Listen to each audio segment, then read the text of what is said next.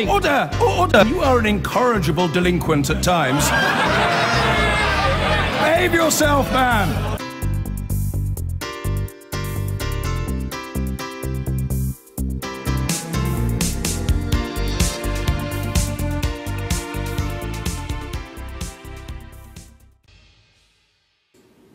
Yes, welcome to another BBC Ask This, because the rosettes are being dusted off and the sound of battle buses revving up is on the horizon as well. 7 weeks today, that's Thursday, June the 8th, voters will go to the polls in Theresa May's snap general election. It's 3 years earlier than expected, and lots of you have been getting in touch with us on social media, to BBC Newsbeat, asking some fundamental questions as well as some broader questions about what could happen with this vote. And here to answer some of those questions are BBC Newsbeat's political reporter Eleanor Roper, and also in our Glasgow studio, Professor John Curtice, Professor of Politics at the University of Strathclyde. Good to have you both with us. Let's crack on and get through as many of these questions as possible. John Curtice, Professor Curtice, first of all to you, this question from Callum, who asks, when will the manifestos be available for the public to read? I don't know if you've got any insight into that for us. Well, I think we should bear in mind Parliament gets dissolved on the 3rd of May. We have local elections in most of the UK on the 4th of May. So I think you can anticipate that the manifestos and the election campaign proper will begin on the Monday after that. So that's what, the 7th of May or so. So I think anticipate that in that week we will begin to see the manifestos appear. But in the meantime, we're now going to be in this rather peculiar hiatus of there's a general election being called, and we're thinking about that. But actually, in just 2 weeks hence, we have a set of local elections, and that's what the politicians, and to some extent, will be focusing on in the meantime. Yes, a huge amount for the politicians to pack in and the public, the voters, to digest in a relatively short space of time. Eleanor, Emma asks, how do I check I'm on the electoral register? Well, it says on the Electoral Commission website they can't tell if you're on the register or not, and that's because records are held locally. They say, though, if you put your postcode in, they can check and give you the local contact, and you can see if you're registered then. At Newsbeat, we've been hearing from people who weren't old enough to vote in the referendum but will be old enough to vote in this general election. And the deadline, if you want to register to vote, is the 22nd of May. OK, so Gareth, Professor Curtice, is looking even further ahead, asking if the next election is in June, does that mean the one 5 years after that will no longer be in May? And when is the next general election after June 2017? That's from David. The next election will take place, if under the regular terms of the Fixed Term Parliaments Act, on the first Thursday in May 2022. That date is fixed. So the Fixed Term Parliaments Act says basically that the next election takes place on the first Thursday in May in the 5th calendar year of the Parliament. So but we've just seen what's happened, of course, to the Fixed Term Parliaments Act, haven't we? Indeed, but assuming the Fixed Term Parliaments Act is still in place, the next scheduled date for the next election will be still the first Thursday in May, because that Act fixed the date as being the first Thursday in May, unless indeed we get an election called as we now have. But in effect, therefore, this next Parliament that's voted for on the 8th of June will be for 4 years and 11 months and not for 5 years. OK. A few questions now broadly on MPs' constituencies and boundaries. John, how does a party nominate someone to stand for MP in a constituency? That's from Ali.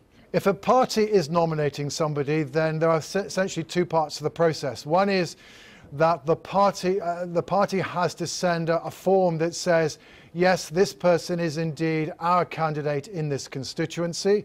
And the second part of the process is that the individual themselves need to send in a nomination form which is signed by 10 registered electors in the constituency in which that person wishes to stand.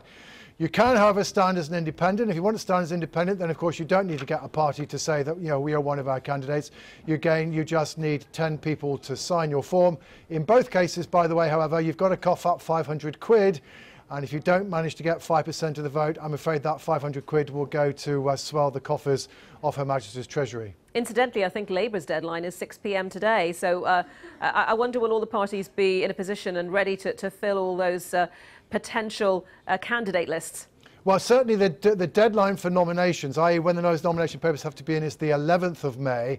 So we have, what, about 3 weeks or so for the parties to sort themselves out.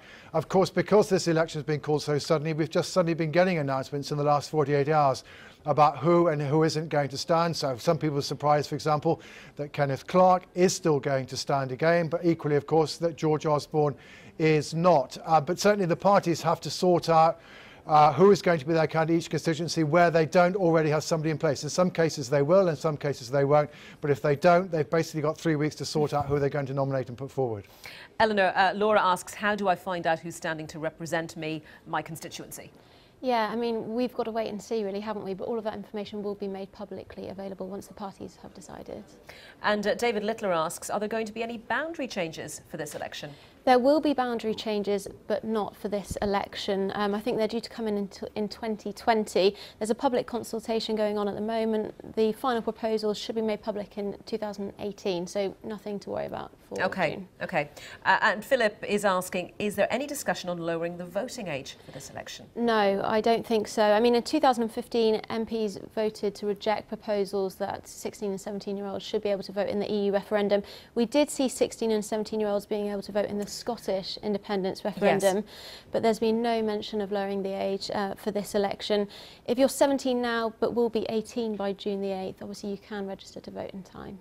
Okay, interesting to see what that how that youth vote will go.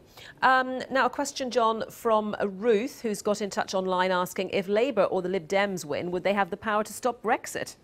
That is the subject of some uncertainty.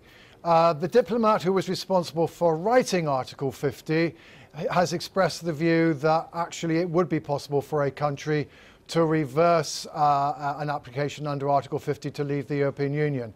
There are others, however, who take a different view, and basically Article 50 is not clear in this respect. I guess in the end it would be a political decision, and I suppose it would be rather surprising if indeed the UK were to decide to change its mind, that the European Union would say no. But I think, of course, we should bear in mind neither Labour nor the Liberal Democrats have so far been coming out and saying, well, actually, we should reverse the application under Article 50. The Liberal Democrats are saying we should have a second referendum on the terms of the deal before we finally leave, and that obviously would leave open the possibility of a change of mind. We still await for a clear statement of Labour's position, but so far at least they have been saying we have to accept Brexit. It was simply that we need to have a good deal. It sort of ties into questions about electoral pacts and so on. But thank you for those questions so far. Some more still to come. Let me just remind you, if you're watching our BBC Ask This, here with me in the studio, I have Eleanor Roper, BBC Newsbeat's political correspondent, and in our Glasgow studio, Professor John Curtice, Professor of Politics at Strathclyde University. Irene is asking Professor Curtice, can Brexit be annulled? Which I think really ties in very much with the question you've just been answering.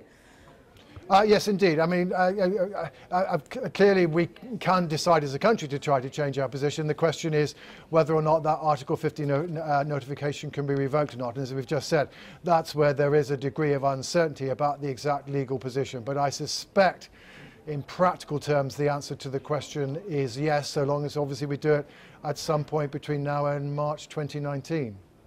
And Catherine is asking, John, can Jeremy Corbyn or indeed any leader be replaced in time for the general election? Well, that of course is not a legal question. It's a question for the political parties. Certainly, and political parties can decide to do what they want. However, given, for example, that the Labour Party's constitution would normally require there to be an election, and certainly doesn't provide any mechanism for forcing Jeremy Corbyn to resign or to come out, I think in truth it's going to be very, very difficult to replace him or indeed any other party leader at this juncture.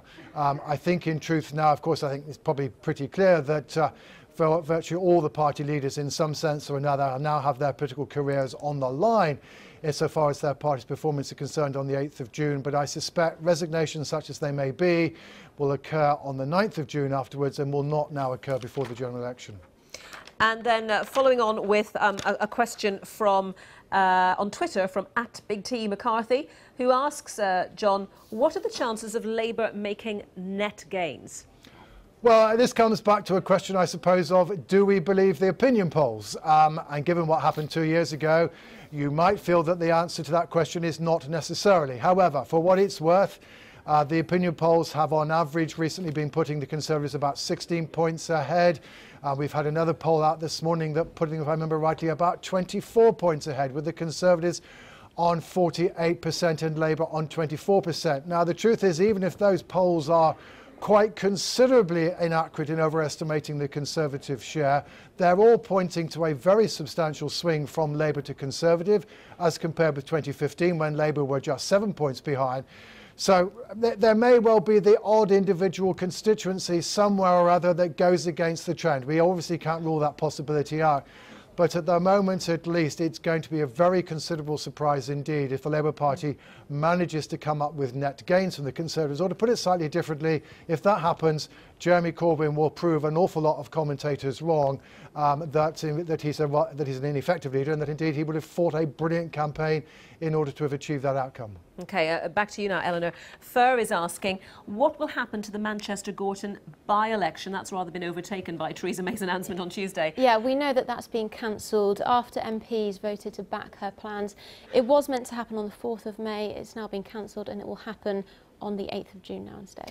Just give us a general sense as well, Eleanor, what Newsbeat's viewers and listeners are asking about. What are the issues that really matter to them? Well, I think it was a surprise to many of our listeners that this election was happening. What is a snap election? What does it mean? Why is it being held? What does it mean for Brexit? I think is, something that's been really important to our listeners, and how this will shape and affect Brexit going forward as well. So really that reaction to the suddenness, the unexpectedness of the announcement, and then following that sort of shock and surprise, questions about Brexit. I think we've got time for one more question. That's from Andy, who is asking, why is now not the time for a second Scottish independence referendum, but it is the time for another general election? Eleanor, would you like to touch on that first of all before I turn to John? Yeah, Theresa May had said it's not the time because she wants to be focusing on Brexit. She felt that this was a distraction, and that's the reason she says she's called this general election, because she says she needs the power and the support going forward with her Brexit negotiations. So she's hoping this will strengthen her position going forward. We'll just have to see, won't we?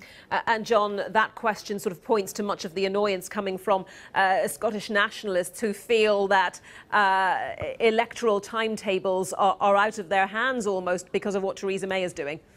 Well, that's certainly true. And for example, certainly Nicola Sturgeon was expected to make an announcement probably next week about how she proposed to progress a Scottish independence referendum, given Theresa May's reluctance to endorse one via the House of Commons. I suspect that's not going to go on the back burner for a while. But your listener's question is, in truth, of course, a political question. I think the Prime Minister's answer will be that getting a big Commons majority will enable me to get a good deal for Britain, whereas an independence referendum would help to undermine my position. Shall we simply say that not all of her opponents would necessarily agree with her? I guess some of them would argue that actually this general election is an opportunistic attempt to increase the Conservative majority in the House of Commons. But clearly it's one of those issues on which you pay your money and take your choice. Indeed. Professor John Curtice from Strathclyde University and Eleanor Roper, BBC Newsbeat's political reporter. Thank you both very much. I've been getting away with it all my